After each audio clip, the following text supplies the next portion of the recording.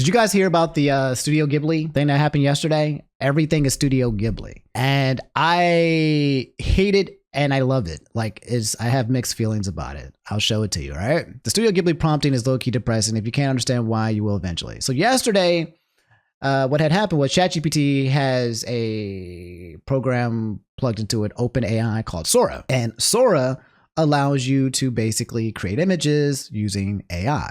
And one of the things, the updates that they allowed it to open up for the AI is that you can tell ChatGPT through Sora to take an image and quite literally turn it into Studio Ghibli. Any image, and it will make it a Studio Ghibli image. I could run one through the simulation right now just to kind of show you. But yesterday, this update, everyone started doing it, essentially, like on Twitter. If I type in Studio Ghibli on Twitter, it's quite literally filled with people doing things like this. It's been 24 hours since OpenAI unexpectedly shook the AI image world with 4.0 image generation. Here are the 14 most mind-blowing examples so far. So you got the Studio Ghibli style memes here, where these are the memes. You guys probably recognize these. Well, actually, I don't recognize this one. But you guys recognize this dude. This is the dude from the Olympics, you know. This is Disaster Girl. And so like I hate it because like it's kind of like super shitting on Miyazaki, who I believe has communicated that he does not like AI. There's a part of me that really likes it because it reminds me of Studio Ghibli, right? It's like it looks, I'm just going to keep it a buck with you guys. It looks good.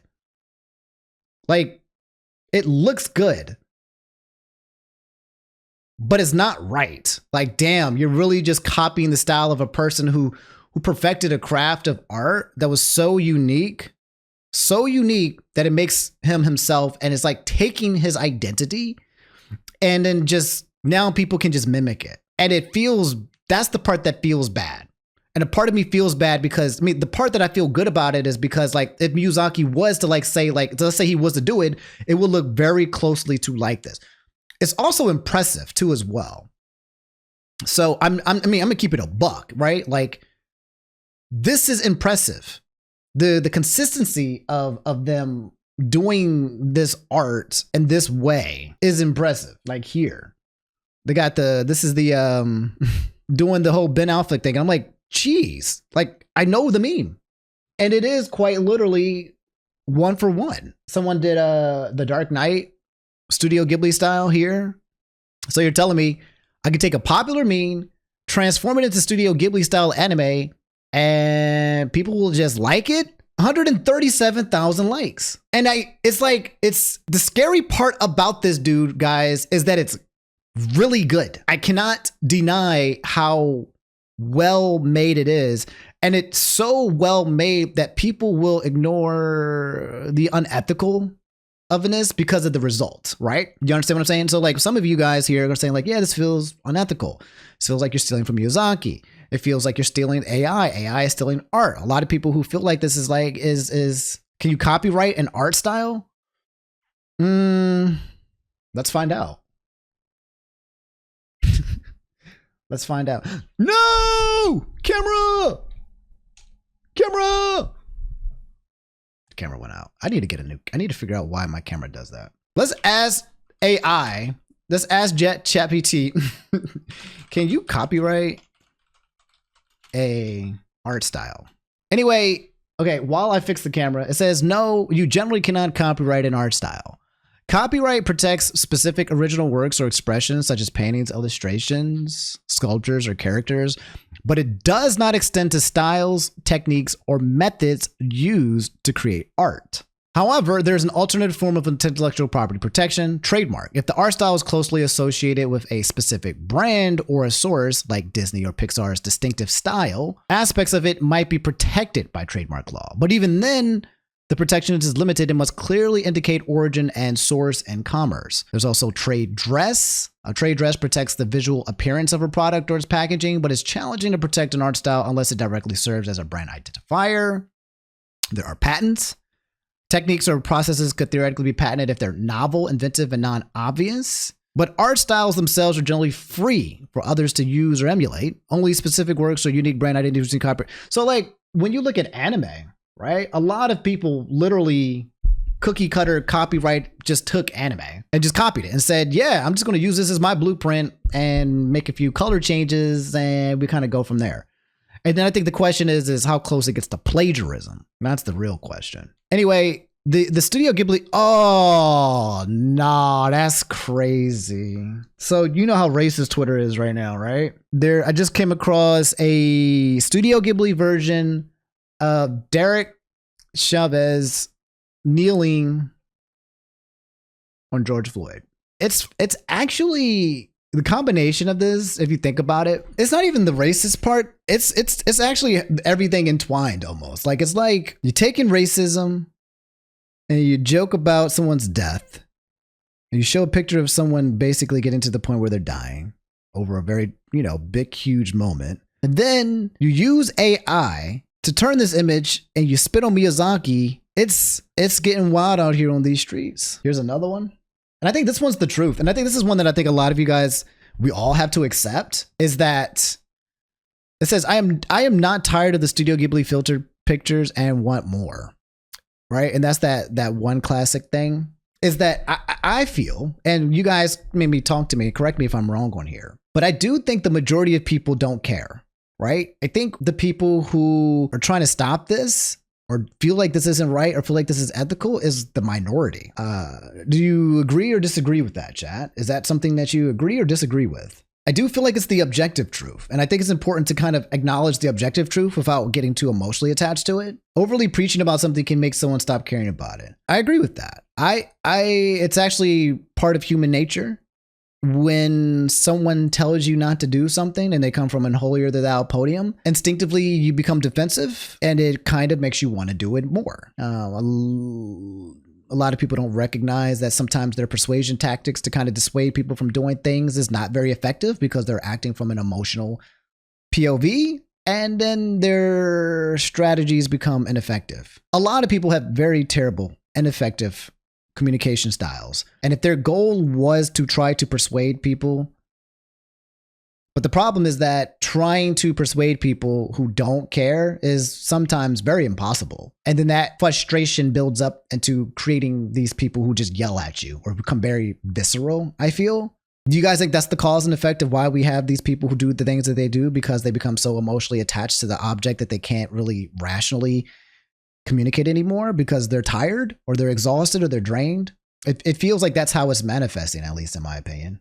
How do we confront that type of behavior? How do you communicate with people who don't care? Is that what you're asking? Like, how do you communicate with people who don't care? Is that what you're saying? I think this is a hard pill to swallow. And in reality, I feel like nuance gets swallowed and it gets suffocated by the irrational discussions.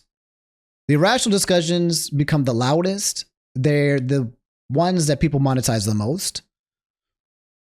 And so the people who actually want to try to get to the heart of the matter, I don't feel like will be seen, because it doesn't, bipartisanship in politics, no matter what it is that you're talking about, doesn't generate clicks.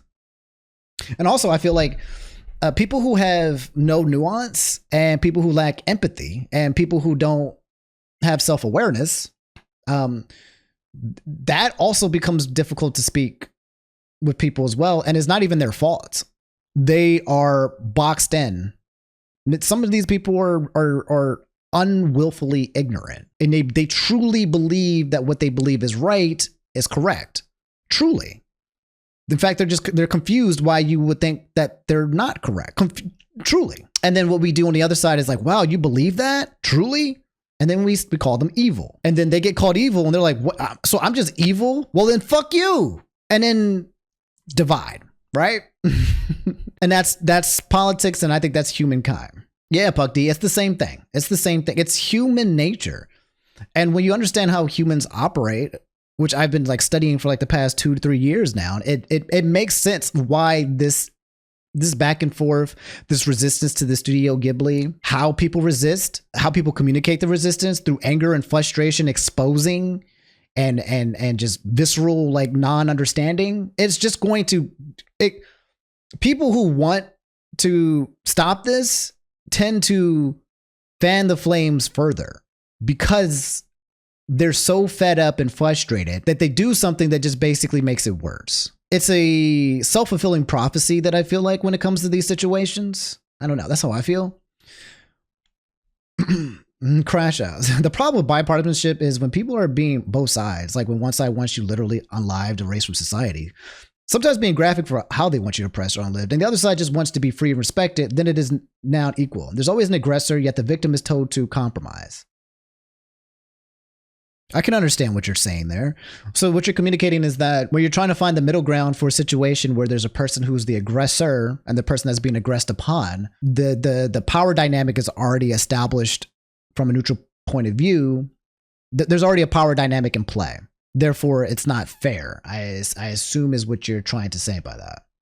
And it's not equal from the get-go. I can agree with that happens and many times. And oftentimes, if you look at politics for the most part, and when you look at agreements and disagreements, there's usually two sides. And usually there's a good chance where one of the two sides is stronger than the other. So we can look at the Republican Party right now. And the people who have these beliefs, the Republican Party, they're stronger right now. They're stronger. They won the election. So they're stronger, and they're coming from a place of having more power than the Democratic Party. Therefore, some people might feel like there's a power dynamic now. So when you're negotiating and having bipartisanship for someone who's stronger versus someone who's weaker, but that's, again, I guess that's also ingrained with how politics works. Do we ever see a situation where two parties are coming from equal strengths, trying to come to an understanding? Do we have that? Is that something that actually exists? Two parties, equal strength, coming together to create bipartisanship. There's always a power imbalance by default, unless I'm wrong. Is there a situation where that's not the case? Where there's not an aggressor and there's aggressee? Or where there's not a more powerful person and there's a less powerful person? I saw a stat saying that right-wing media is like 6 times bigger than left. It is. It is. It really is. Like off the top of my head, I can name like 10, 15 huge right-wing figureheads and their names, and I can just tell you who they are. But if I was to try to think like of 15 left-wing figureheads, I'm cooked. I'm cooked. I can't. They're not either popular or they're too scattered, I feel like. They're a little scattered. There's also not a lot of unity, I feel like, with the Democratic Party. Like, I see a lot more infighting with the Democratic Party than I see with the right, with the Republicans. I see a lot of infighting, like a lot. They're really trying to figure out what the Democratic Party represents, and there's a lot of disagreements. But on the right, I never see them fighting ever. And maybe that's by design. Maybe that's because I'm on Twitter. I'm looking at all these places. I don't see a lot of infighting. They usually just have each other's back, regardless of how bad things are. What did they do? They have each other's back.